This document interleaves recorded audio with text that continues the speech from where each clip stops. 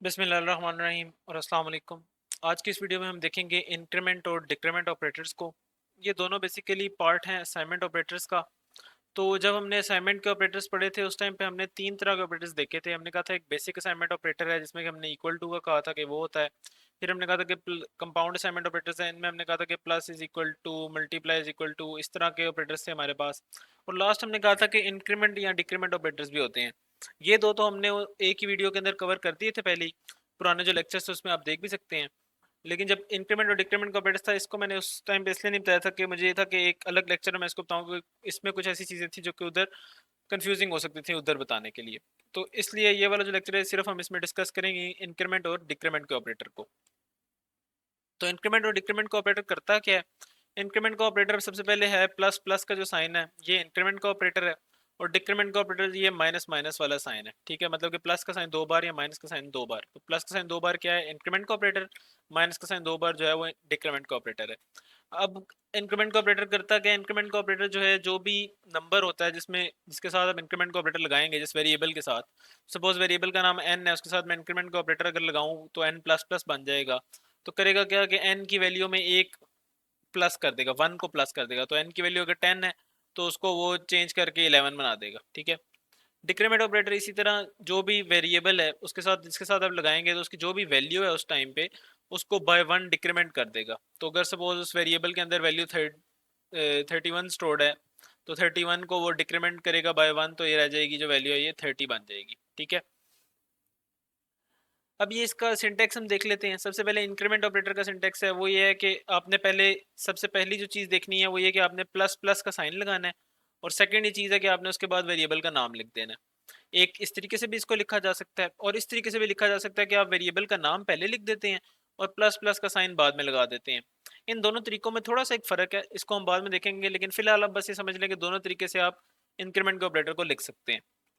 और ये इक्विवेलेंट है इस चीज़ के कि आप लिख रहे हैं कि वेरिएबल का नाम दैट इज इक्वल टू फिर से वेरिएबल का नाम और प्लस वन। तो इधर मैं मिसाल आपको दूं तो अगर मैं कोई वेरिएबल है उसका नाम है एन और उसकी मैं उसकी वैल्यू में एक प्लस करना चाह रहा हूँ, तो मैं ये लिख सकता हूँ कि मैं लिखूंगा, या तो मैं ये लिख दूं कि प्लस प्लस एन।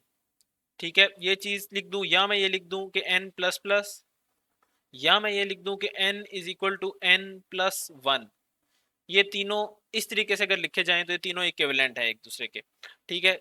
तमाम तीनों के तीनों कर यही रहे हैं कि एन की जो वैल्यू है उनको उसको बाय वन जो है वो इंक्रीज कर रहे हैं। ठीक है। आगे हम देखेंगे कि इसमें थोड़ा सा फर्क होता है कि प्लस प्लस शुरू में आप लगाएं या एंड पे लगाएं, तो इसमें एक फ़र्क होता है, लेकिन ये भी हम थोड़ा सा देर बाद देखते हैं। नेक्स्ट ये है कि डिक्रीमेंट ऑपरेटर। डिक्रीमेंट का ऑपरेटर करता क्या है कि जो भी आपकी वैल्यू है उसको बाय वन डिक्रीमेंट कर देता है। तो सिंपल इसमें यह है कि पहले जो इंक्रीमेंट के लिए प्लस प्लस का साइन था इसमें माइनस माइनस का साइन है।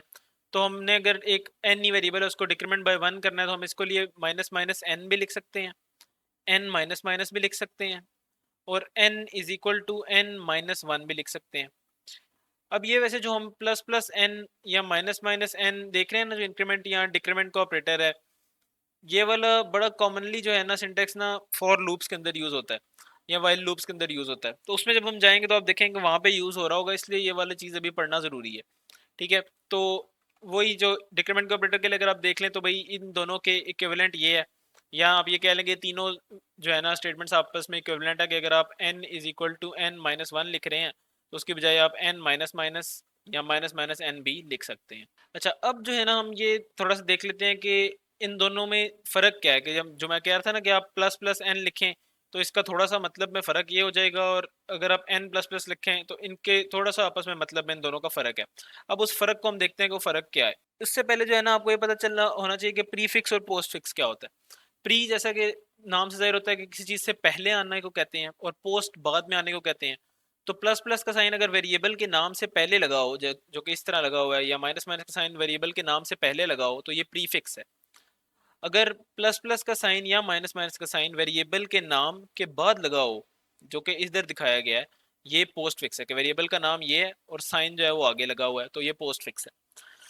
अब प्री फिक्स और पोस्ट फिक्स में फ़र्क क्या होगा, इसको ना हम एक एग्जांपल के साथ समझते हैं। फ़र्क ये होता है कि भाई अब इस तरह की एक एग्जांपल है कि जब आप ना किसी और वेरिएबल को असाइन कर रहे हैं ना वैल्यू, और उसको इंक्रीमेंट करके या डिक्रीमेंट करके आप असाइन करना चाहते हैं, उस टाइम पे इसमें फ़र्क आता है। तो अब जिस तरह इधर लिखा हुआ है ना, A is equal to plus plus N, तो प्री फिक्स अगर होगा ना, तो ये प्री का मतलब ये है कि पहले करना ना। तो अब ये वाला एक्सप्रेशन इसको ये कह रहा है कंपाइलर को कि n की वैल्यू में एक प्लस कर दो। मतलब कि अगर मैं इधर स्टेप्स लिखूं, तो पहला स्टेप ये कह रहा है कि increase value of n by 1, ये पहला स्टेप करो। और दूसरा स्टेप ये करो कि assign the resultant n value to A. ठीक है, तो वो मतलब कि पहली बात उसने ये की कि जो भी n के अंदर स्टोर्ड है उसको बाय 1 इंक्रीज कर दो, और उसके बाद ये करो कि अब जो n की नई वैल्यू बन गई है उसको a के अंदर जाकर स्टोर करना। ठीक है, मतलब कि प्लस प्लस n को, या n is equal to n plus 1 होने के बाद a के अंदर जाकर इसको स्टोर करना। ठीक है, तो अगर मेरे पास इस केस में n जो था उसकी वैल्यू अगर 10 थी, और मैं ये रन करता हूँ a is equal to plus plus n, तो हमारा रिजल्ट आना चाहिए a is equal to 11 value इसके अंदर स्टोर होनी चाहिए, क्योंकि पहले वो इंक्रीमेंट करेगा n को बाय 1, और उसके बाद जो है ना a के अंदर स्टोर करवाएगा। ऑन दी अदर हैंड अगर ये लिखा होता कि a is equal to n plus plus, मतलब कि पोस्ट फिक्स में जो है ना इंक्रीमेंट का ऑपरेटर पोस्ट फिक्स में लगा होता, तो क्या होता?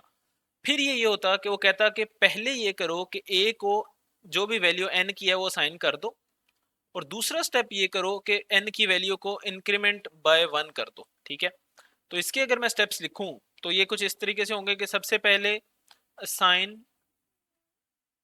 a is equal to n। ठीक है, और दूसरे स्टेप में ये करो कि इंक्रीमेंट n बाय 1। तो n की वैल्यू तो दोनों तरीकों में इंक्रीमेंट हो रही है, लेकिन जो आगे वैल्यू साइन हो रही है उसमें बेसिकली फर्क आ रहा है।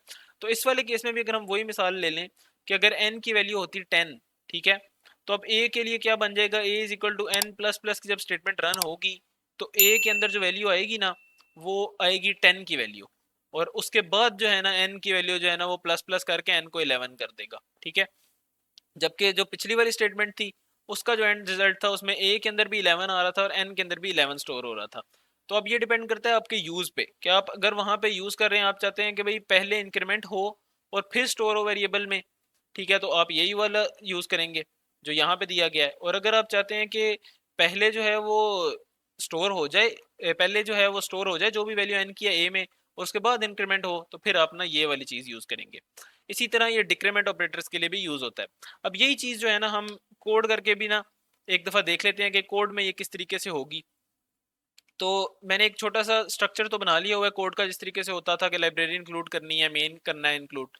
इसके बाद हम इसके अंदर मैं कोड लिखता हूँ इस चीज़ का कि हम दो वेरिएबल्स ले लेते हैं, एक a और एक n का वेरिएबल। ठीक है, और n में जिस तरह हम पहले कह रहे थे मैं n के अंदर 10 की वैल्यू स्टोर करा देता हूँ, और अब मैं ये करता हूँ कि प्रिंट करवाता हूँ दोनों वैल्यूज जो a के अंदर आई हैं और n के अंदर आई हैं।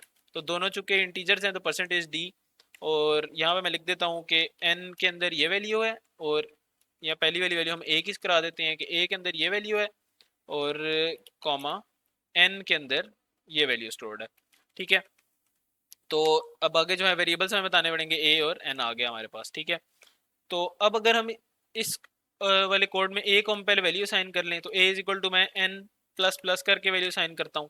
अब इस कोड में होना चाहिए कि a जो कि है इसमें ये होगा ये कि पहले वो n को जो भी वैल्यू n में है वो a को साइन करेगा, उसके बाद n को इंक्रीमेंट करेगा।